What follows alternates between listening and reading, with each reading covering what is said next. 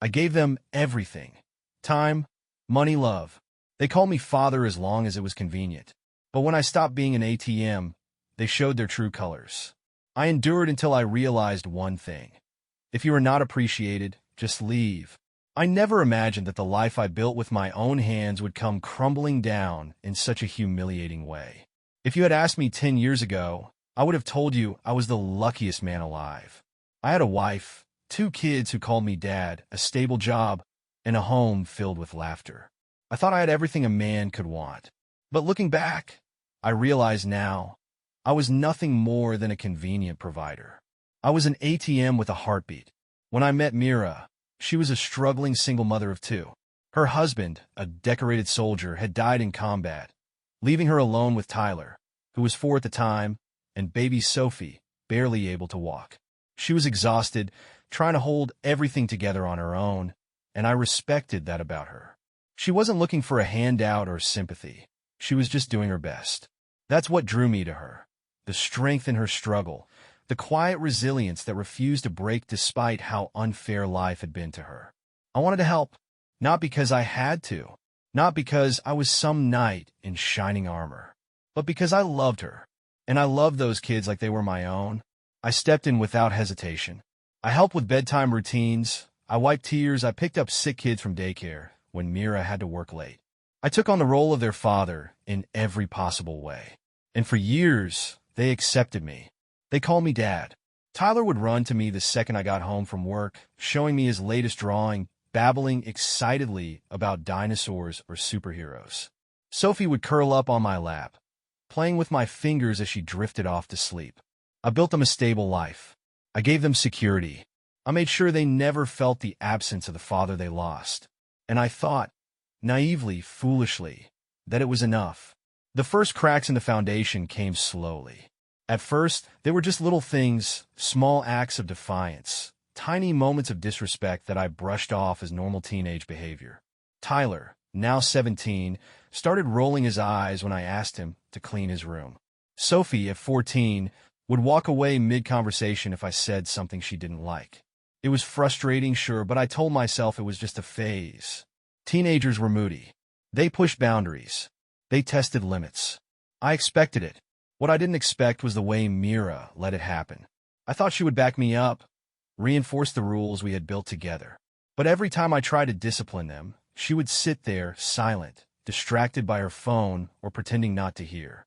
If I told Tyler to be home by 10, he'd come back at midnight, and when I confronted him, Mira would sigh and tell me, "It's not a big deal. He's just being a teenager." If Sophie ignored me, Mira would say, "She's young, she doesn't mean it." Over time, I realized she wasn't just tolerating their behavior, she was enabling it. Then came the night that changed everything. Tyler had been staying out later and later. No texts, no calls, no explanation. That night, he walked in past midnight like he owned the place. No apologies, no guilt. Just arrogance. I stood in the living room, arms crossed, waiting. "Where have you been?" I asked, keeping my voice calm. I wasn't yelling. I wasn't angry. I just wanted an answer. Tyler scoffed, barely glancing at me as he kicked off his shoes. "Relax. I'm not a kid." I took a slow breath. "You live under my roof. You follow my rules. If you can't respect that, we have a problem." He turned then, looking me dead in the eye. And with a smirk, he said it. "You're not my real dad. Stop acting like you own me." It felt like a physical blow. My whole body went cold. And before I could even process it, Sophie, my sweet little Sophie, who I had raised since she was a baby, nodded in agreement. "Yes," she added. "You're just some guy Mom married." I turned to Mira, expecting her to step in, to tell them they were out of line, to defend me after everything I had done for them. She didn't. She just stood there. No anger, no disappointment, nothing. That was the moment something inside me broke. You'd think, after all the years I had spent raising them, after all the sacrifices I had made, that there would be a limit to how much disrespect I had to take. But there wasn't, because just a few days later, the same thing happened again, except this time, Mira joined them. Sophie had left a mess in the kitchen, plates piled in the sink, crumbs all over the counter, spilled juice on the floor. I calmly told her to clean up after herself. It wasn't a demand. It wasn't punishment. It was basic responsibility. She rolled her eyes. Why don't you do it? It's your house, isn't it? That stung. But before I could respond, Tyler chimed in. Why are you always trying to boss us around? You're not even our real dad. And then Mira, softly, casually, as if it wasn't going to stick with me for the rest of my life, sighed and said, They have a point, Lucas. Maybe you should ease up. She didn't even look at me. Didn't even have the decency to meet my eyes. I can't explain what happened inside me in that moment. It wasn't just anger. It wasn't just hurt. It was clarity. That was it. That was the moment I knew I was done. That night, I sat alone in the dark thinking about all the years I had spent taking care of those kids. Thinking about all the sacrifices I had made. Thinking about how, despite everything, I was nothing to them. And if I was nothing to them, then maybe it was time I started acting like it. The morning after that moment of clarity, I woke up with a strange sense of calm. Not peace, not yet, but calm. It was as if my mind had already made the decision, and now all that was left was to follow through. I got up, showered, got dressed, and left for work like nothing had happened. But in the back of my mind, I was already planning my exit. For too long, I convinced myself that love was about endurance. That if I just tried a little harder, gave a little more, things would eventually fall into place. But that wasn't love. That was desperation. And I refused to be desperate anymore. That night, I came home and did something I had never done before. I ignored them. I walked past Tyler and Sophie without a word. I didn't ask about their day, didn't remind them to clean up, didn't acknowledge their existence. When Mira called me to dinner, I simply said, I already ate, and locked myself in the bedroom. It was the first time in years that I had prioritized myself over them. And it felt good. But of course, they didn't notice. At least, not at first. The real test came a week later when Sophie's phone broke. Normally, I would have replaced it without a second thought. But this time, I simply shrugged when she came to me complaining. That's unfortunate, I said. Guess you'll have to figure it out. She blinked at me, clearly waiting for the punchline. When she realized I wasn't joking, her expression twisted into annoyance. Mom, she whined, turning to Mira. Can you buy me a new one? Mira sighed, rubbing her temples.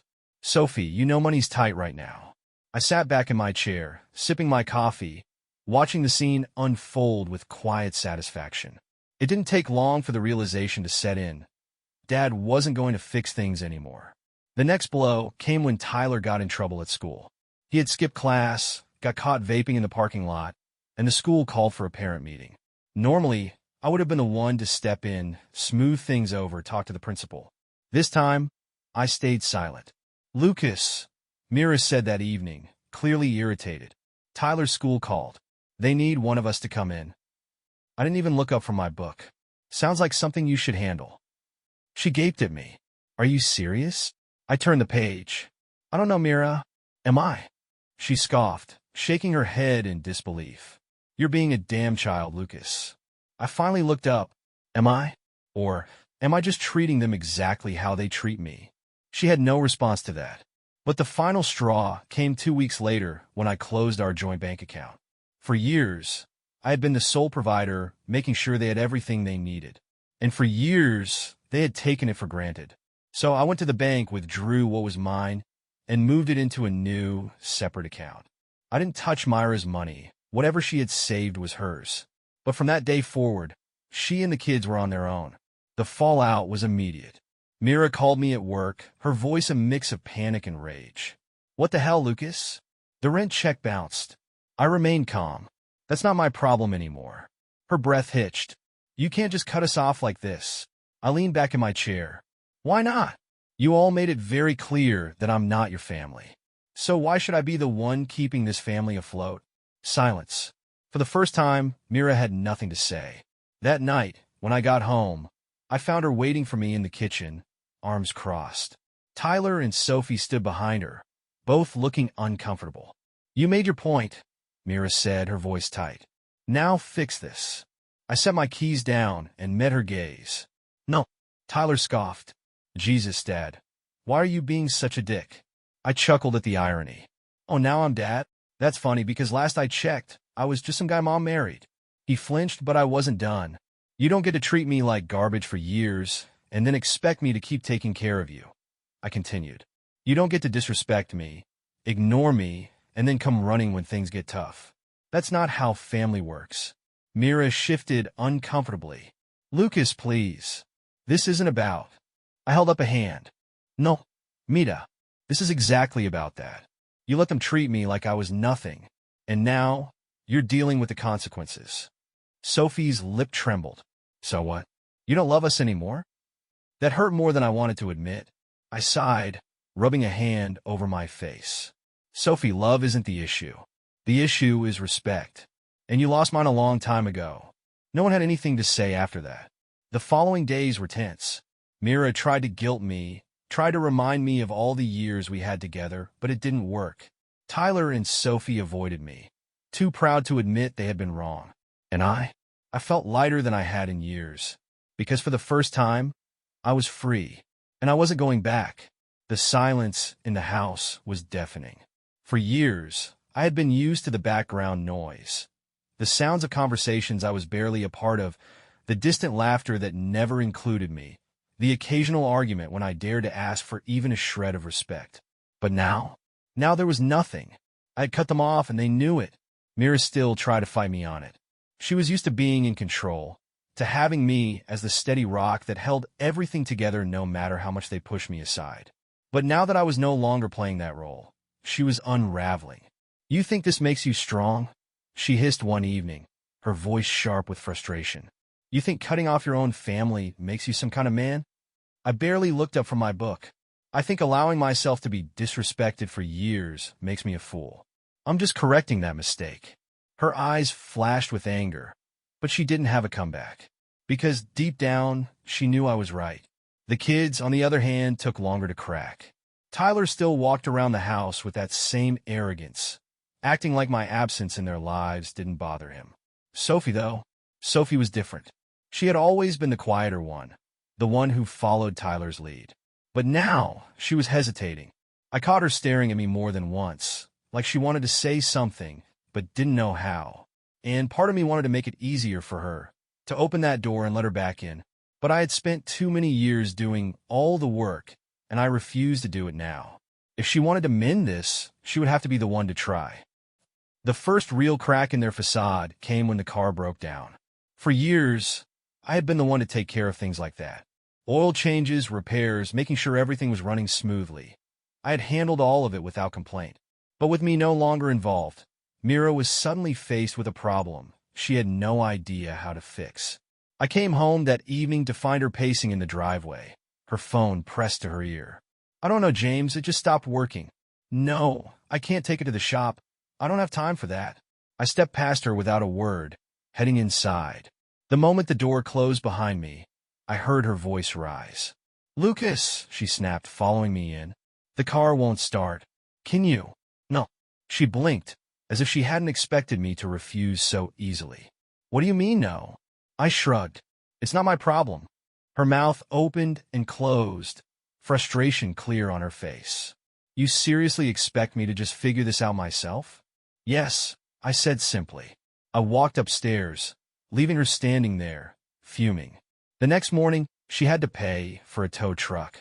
The inconvenience clearly grated on her, but she didn't say anything to me about it again. I knew it was just the beginning of a long line of problems she'd have to start dealing with on her own. The shift came slowly, but it came. Tyler's grades started slipping. Without me constantly reminding him to study, without my help on assignments, he was struggling. Mira tried to step in, but she had never taken an interest in his academics before, and Tyler resented her sudden involvement.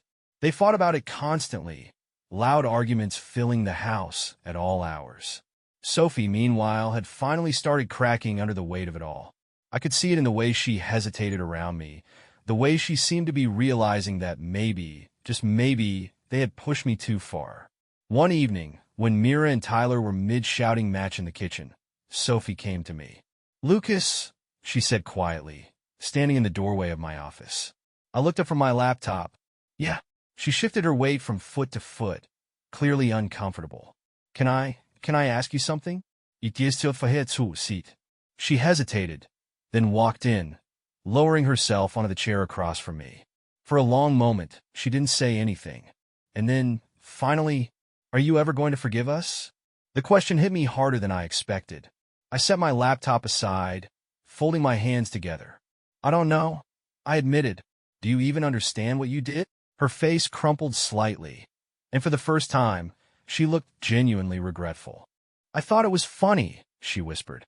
I don't know. Tyler always made it seem like you were just trying to control us.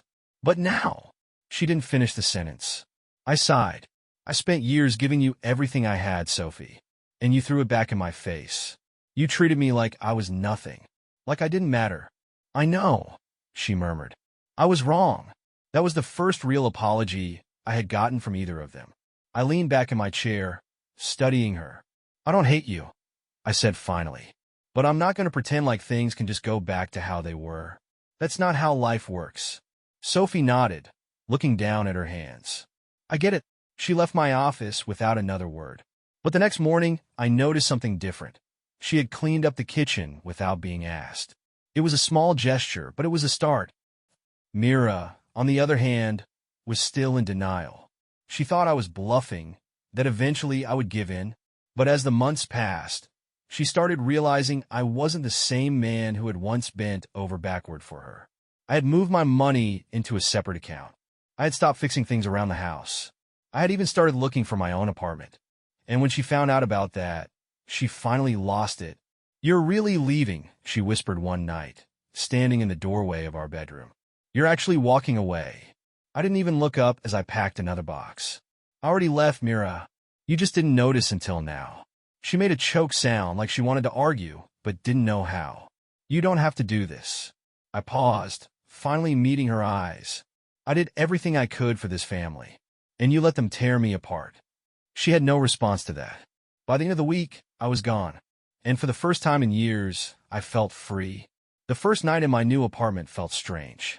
Not bad, not good, just strange. The space was smaller, quieter, without the constant tension and resentment that had filled my old house. For the first time in years, I was alone, and yet, I didn't feel lonely. I sat on my couch, drinking a beer, staring at the empty walls. It wasn't much, but it was mine. No one would yell at me here. No one would roll their eyes when I spoke. No one would treat me like I was an outsider in my own home. For the first time in years, I felt like I belonged somewhere.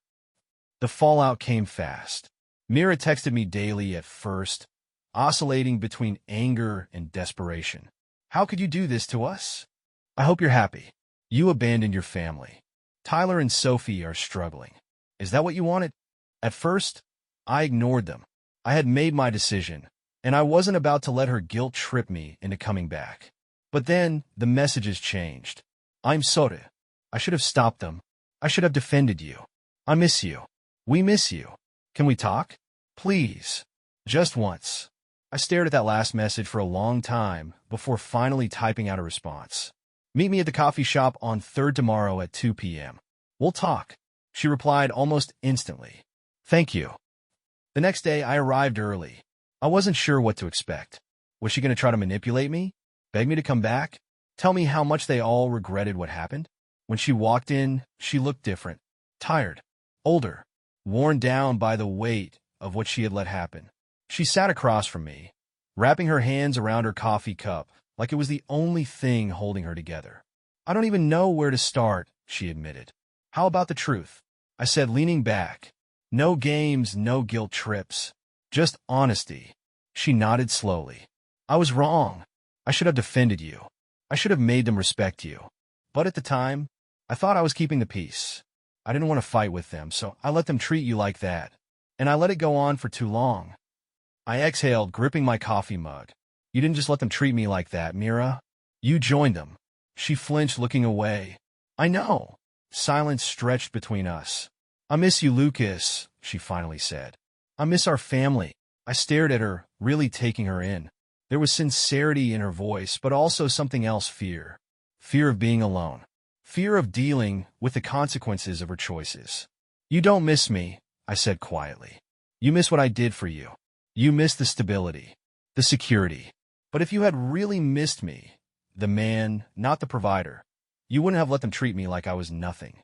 She looked like she wanted to argue, But instead, she sighed. I don't know how to fix this. You can't, I said simply. Some things can't be fixed. And honestly, I don't think I want to fix this. Her eyes filled with tears, but she nodded. I understand. And for the first time, I believe she actually did. Over the next few weeks, I adjusted to my new life. I threw myself into my work, reconnected with old friends, started going to the gym again. Mira and the kids still reached out occasionally, but the messages became less frequent. Tyler never apologized, and I didn't expect him to. Sophie, on the other hand, was different. One evening, I got a message from her. I know I hurt you. I don't know if you'll ever forgive me, but I just wanted you to know I'm sorry. I stared at my phone for a long time before finally responding. I appreciate that, Sophie. I really do. But forgiveness isn't something that happens overnight. It takes time. She replied almost immediately. I understand. I hope someday you can forgive me. I miss you. I sighed, setting my phone down. Maybe in time I would, maybe not. But for now, I was finally living for myself. And that was enough. The weeks turned into months, and my new life slowly became my normal.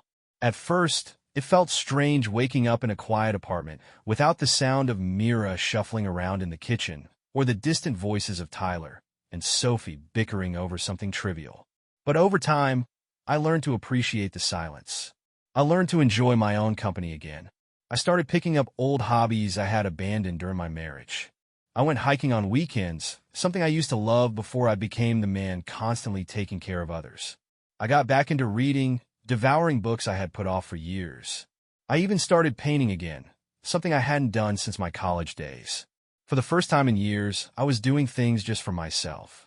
One evening, I was sitting on my balcony, sipping a beer as the city lights flickered in the distance, when my phone buzzed. It was Sophie. Hey, Dad. Can we talk? I stared at the message for a long time before typing a response. Sure. A few minutes later, my phone rang. I hesitated for only a second before answering. Hey, I said, my voice neutral.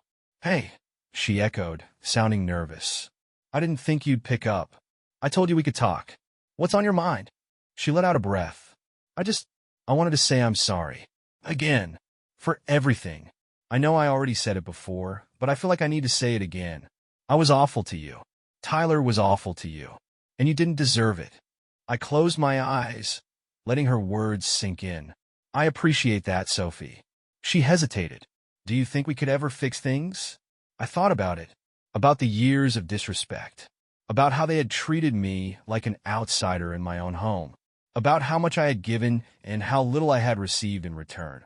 I don't know, I admitted. Forgiveness isn't something that just happens overnight. It takes time. She was quiet for a moment. I understand. I miss you. That hit harder than I expected. I miss you too, kid, I said softly. But things can't go back to how they were. And I don't think they should. Yes, she murmured. I get it. We talked for a little longer. Small talk, catching up, but eventually we said our goodbyes. I hung up, staring at my phone for a long time. It didn't erase everything that had happened, but it was a start. Mira reached out again a few weeks later. This time, I agreed to meet her. Not because I wanted to reconcile, but because I wanted closure. We met at a quiet cafe, and the moment she saw me, she let out a deep sigh. You look good. So do you? I lied. She smiled, but it didn't reach her eyes. I've been doing a lot of thinking. About us. About everything. I nodded, letting her speak. I was selfish, she admitted. I let them treat you terribly because it was easier for me. I didn't want to deal with the fight, so I just let it happen. And I regret that. More than anything. I sighed. I appreciate you saying that. But it doesn't change the past. No, she agreed. It doesn't. But I don't know. I guess I wanted to say I'm sorry. And I hope, one day, you can forgive me. I looked at her, really looked at her. The woman I had once loved. The woman I had given everything to. And for the first time, I felt nothing. No anger. No bitterness. Just acceptance. Maybe one day, I said simply. But for now, I think it's best we keep our distance. She nodded, blinking back tears. I understand. And that was it. The final chapter of our story. As I walked back to my car, I felt lighter than I had in years. I wasn't the same man I had been, I wasn't the desperate husband trying to earn love from people who didn't appreciate me.